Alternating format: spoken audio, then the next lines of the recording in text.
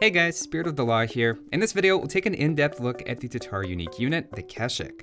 Now yes, we're probably under a week away from the next patch, which could potentially change everything I'm talking about. But what can I say, I like to live dangerously.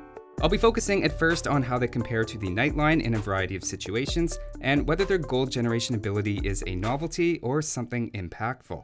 I have looked at the gold generation ability before, but back then the unit cost twice as much, had less HP, and higher attack, which as we'll see all work against the effect. So where do Keshik stand now? Let's check them out.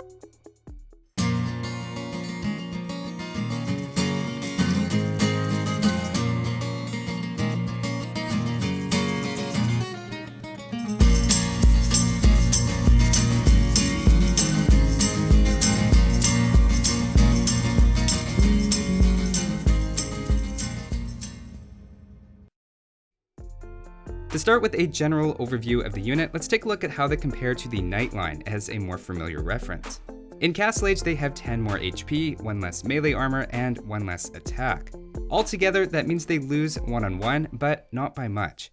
In Imperial Age, after the Elite upgrade, again they have more HP, and this time more pierce armor than the Cavalier, but 1 less attack and melee armor. Overall, those two units are pretty comparable, but their stats are all around worse than the Paladin. Then again, when you factor in their cost, they start to look pretty solid, even before considering that some of that is refunded by their gold generation. Again, there's always that old trade-off of needing castles to create them, but in this case their creation time is fairly quick, at around half the time of the Nightline. But now let's talk about that gold generation. For a quick refresher on how it works, each Keshik generates about 22 gold per minute during any period that they're attacking an enemy unit. That's comparable to a Dark Age gold miner, but again it's only happening while they're actually in combat. The ability works against all types of units, but it's important to know that it doesn't work against buildings. So how much gold can you expect in a normal fight, and does it do enough to ever pay for the unit's gold cost entirely? A quick calculation shows they need about 1 minute and 49 seconds of sustained fighting to pay off, which right away seems unlikely to happen, so don't get your hopes up they'll ever pay for themselves. For example, with 10 Keshiks against 10 Knights in Castle Age, Keshiks generate 104 gold. In other words, they refunded about a quarter of their cost. That's on top of trading about equally in terms of food, and means they ended up only losing half the gold that the Knights did. In Imperial Age, it's a similar result against Cavaliers, where the food loss is comparable, but the gold lost is much less for the Keshik. In this case, they generated a bit less gold because remember, it's the time fighting that matters, and not the number or cost of enemy units. Of course, Tatars don't have access to Paladin, but let's see how they hold up against them anyway. It turns out, not too well. With equal numbers, the battle only lasts long enough to generate 69 gold, which is nice, but only 17% of their original cost. While they still trade efficiently in terms of gold, against Paladins it's a lot closer, and you're losing more resources overall. Then again, the Paladins cost more and we're using equal numbers, so let's balance things in terms of total resources. In that case, the Keshiks actually look pretty good. To avoid confusing the issue though, I think the takeaway is the Keshiks are cost efficient against the comparable Knight units, but not population efficient. Obviously, Keshiks won't only fight Knights, but the conclusion should generalize fairly well against most, if not all, melee units, since it's incorporating their HP, melee armor, and attack all at once. To complete the picture though, let's see how they both do against ranged units. In Castle Age, they both take a similar number of shots against crossbows, again with the Keshik though costing less per unit. In Imperial Age, they have the same pierce armor as Paladins, which of course they don't have access to, and do much better than the Cavalier, again for a lower price. In fact, again the only downside they have is that they're created at castles, and assuming you have the ability to mass them, they're all around a solid heavy cavalry option. But now let's see if their greater value compared to the Nightline means they're good enough to hold up against the common cavalry counters. Against halberdiers with equal numbers, it turns out that once you factor in their refunded gold from fighting, they can hold up in total resources, though of course they still lose gold overall. Of course their units are more expensive, and when resources are balanced out evenly, halberdiers remain an extremely effective counter. To me, it looks like, as is usually the case with cavalry, halberdiers are a great counter to Keshiks, and Keshiks will never come close to generating enough gold to offset their cost against them. It's a similar story with camels, which trade effectively in terms of gold and food with equal numbers, so I think it's fair to say that the normal anti-cavalry counters are still viable. Given the recent analysis I did on the Lightest as a borderline useful trash unit against Hussars, I was also curious how the Keshik would compare in that role. Not only does it have a lower gold cost, but it can even refund up to a quarter of that while fighting. Is there a possible argument it can hold its own while selling food for gold at the market? In this case, definitely not. They do hold up fairly well with equal numbers, but of course that's hard to maintain when they're created from castles. And with equal numbers, many gold units perform well against Hussars. If we switch to having a 2-to-1 advantage for the Hussars, then we still see value in total resources for the Keshik, but it would only be effective to sell food for gold to do this long term if you could sell 100 food for more than 31 gold. As we know, the late game market will often go much lower than that.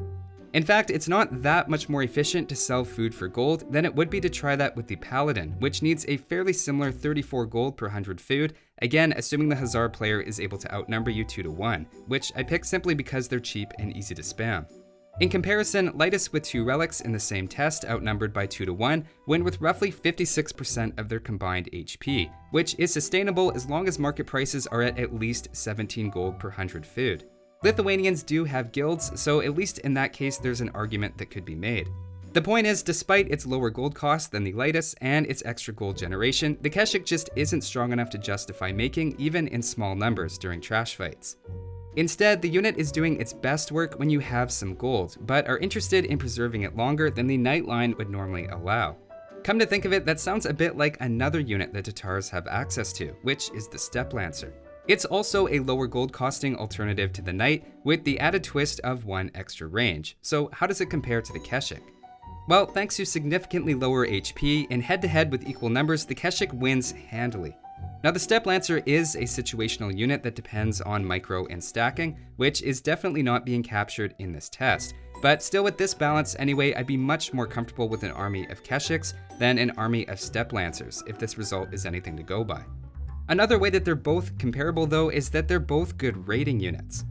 Of course, the Keshik generates gold while it fights, and villagers generally don't fight back. Testing it out, Keshiks generate about 1.5 gold per villager, meaning you need to take out 27 to pay back the full gold cost of 1 unit. Again, paying for themselves isn't a reasonable expectation in practice, but it is another way they give even more value than the Steppe Lancer. In fact, the only real knock I found against it is just that it needs castles to create. To think about them in terms of the larger Tatar tech tree as well, they're a nice complement to cavalry archers, which for Tatars have more pierce armor, a greater hill bonus, and 2 free relevant techs. As a pair, they handle halberdiers and ranged units fairly well, while Tatars also have extra long-range trebuchets to give them a way to handle buildings and onagers from a safe distance. Admittedly, it's a very gold-intensive army, but once it's going, it's difficult to stop. Also, I know it's kinda silly, but someone's gonna ask if I don't address it. The answer is yes, in a diplomacy game you could have a secret alliance with someone set to neutral and farm infinite gold off each other by fighting Keshiks. You need 4 monks per Keshik to do it, which is 5 population on each side to generate the same gold as 1 Dark Age gold miner. Frankly, it's less gold than you would get with 5 villagers chopping wood and selling at the market, but if it makes you feel like a genius, then go ahead and live your best life. So overall, I'd say Keshiks are a pretty solid unique unit. Long term, they tend to refund about a quarter of their cost, or slightly less, so they're still too gold intensive for trash fights. But given their low unit price, they still come out as a more cost efficient version of the Knight and less situational than the Steppe Lancer. They pair well with cavalry archers in the late game, but the fact that they need castles means they're probably too slow to open with as a strategy online. Of course, we'll see how much of this is still true in a couple of days after the next patch. If something does change down the road, I'll have an update video pinned in the comments below. But that's all for this one. Thanks for watching, guys, and I'll see you next time.